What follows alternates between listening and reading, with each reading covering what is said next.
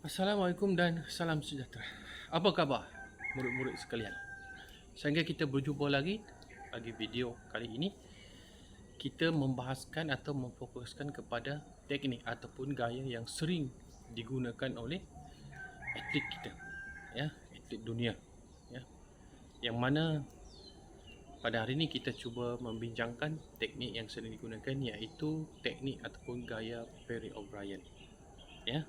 Ini contoh peluru yang sering kita gunakan dalam acara olahraga, ya. Baik, untuk gaya Perry O'Brien, ya, gaya ini telah lama dan sehingga ke hari ini masih lagi digunakan, ya. Jadi untuk menguasai teknik ini, saya ada menyediakan beberapa nota sebagai rujukan kepada murid-murid, ya. Jadi jangan ke mana-mana, teruskan dan bersama saya sehingga ke akhir video ini.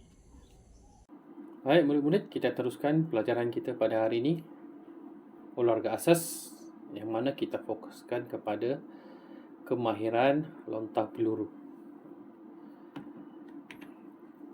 Jadi tajuk kita pada hari ini iaitu gaya Perry O'Brien, yang mana gaya ini telah diperkenalkan pada tahun 1950-an oleh seorang atlet lontar peluru yang berasal dari Amerika Syarikat yang bernama Perry O'Brien. Beliau telah mencipta lontaran ini dan masih diterima sehingga ke hari ini. Ya. Baik, lontar peluru gaya Perry O'Brien dilakukan dalam 4 fasa. Fasa yang pertama, fasa persediaan. Fasa yang kedua, fasa gelongsoran. Fasa yang ketiga, fasa lontaran. Dan fasa yang keempat, fasa pemulihan, atau kita kenali sebagai fasa follow through, ya. Baik, fasa pertama, fasa persediaan. Baik, murid-murid boleh melihat gambar yang mana dalam fasa persediaan, peserta akan mengambil posisi dengan membelakang menghadap ke arah lontaran dan berdiri di belakang bulatan. Okey, ya, bulatan.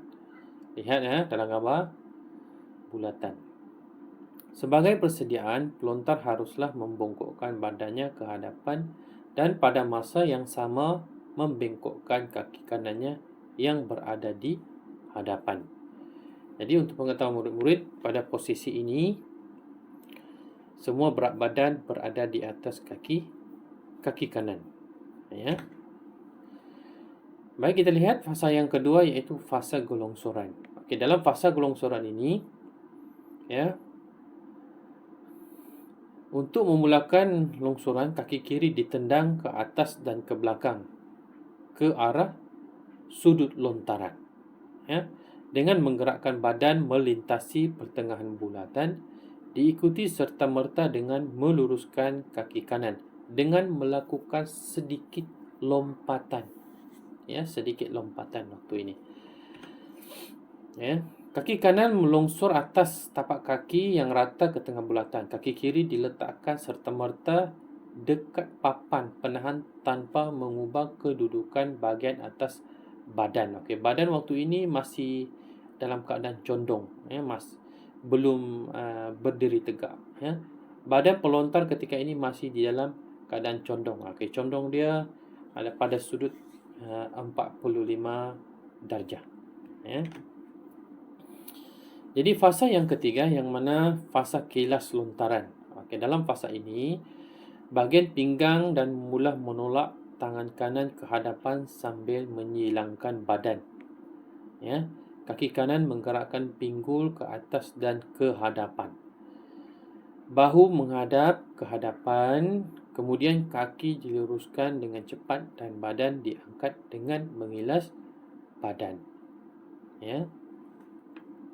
Jadi murid-murid boleh lihat gambar, okey, kedudukan kaki dan juga tangan, ya. Jadi dalam fasa kilas lontaran ini, apabila kilasan badan itu selesai, badan menghadap ke arah lontaran, ya. Jadi maksudnya pelontar akan dapat melihat peluru tersebut semasa berada di udara sehinggalah berada di atas permukaan tanah. Okey, kaki yang melungsur iaitu kaki kanan yang di belakang menolak dengan kuat sehingga badan terangkat dan melentik.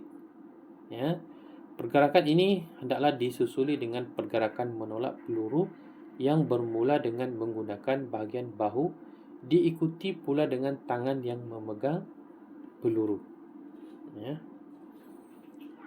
Tolakan untuk pengetahuan murid-murid waktu fasa ini semasa melontar peluru perlu kepantasan, ya, kepantasan, sepantas yang boleh, ya, kerana jarak peluru tersebut dipengaruhi oleh kepantasan tangan menolak peluru tersebut.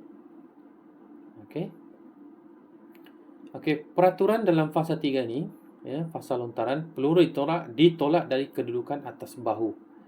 Ya, atas bahu ataupun masih di bawah telinga, ya. Lontaran hendaklah dibuat dalam bulatan atau kawasan lontaran dan peluru mesti mendarat di dalam kawasan mendarat. Lontaran yang keluar dari kawasan mendarat akan diisytiharkan sebagai batal atau foul. Ya. Manakala fasa yang keempat merupakan fasa pemulihan, yang mana tukar dengan pantas kaki belakang dibawa ke hadapan bulatan dan pada masa yang sama kaki hadapan dibawa ke belakang untuk memindahkan berat badan pelontar. Fleksi lutut kaki hadapan. Ya, waktu ini memerlukan keseimbangan, ya, keseimbangan.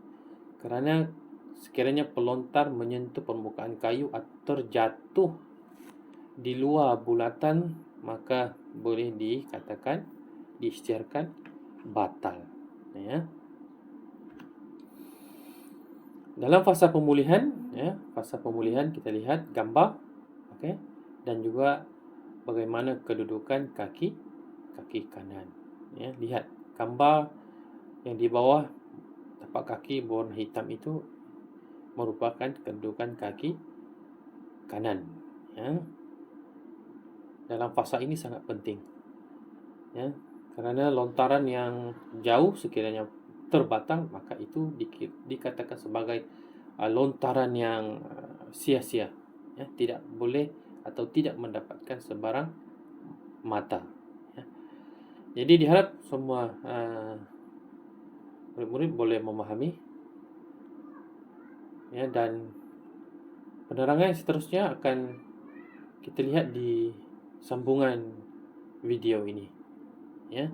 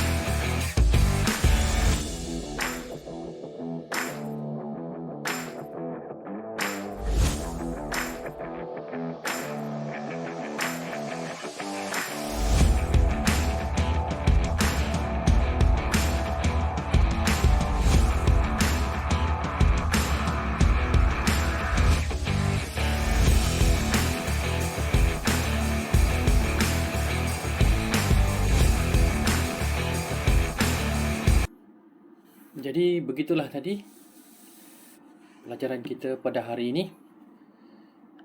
Bagi mengakhiri tajuk kita pada hari ini, maka cikgu memberikan anda satu tugasan yang agak simple, ya, yang mana anda dikehendaki menghasilkan satu video yang menggunakan kemahiran lontar peluru dengan menggunakan gaya Perry O'Brien. Jadi cikgu bagi awak masa semua selama 1 minggu untuk menghasilkan video tersebut berdasarkan kepada pelajaran kita pada hari ini. Sila PM dan tulis nama anda. Sekiranya ada sebarang permasalahan, ya, anda boleh terus menyatakan di dalam grup yang kita sediakan. Ya. Itu saja, sekian dan terima kasih. Berjumpa lagi di tajuk yang akan datang.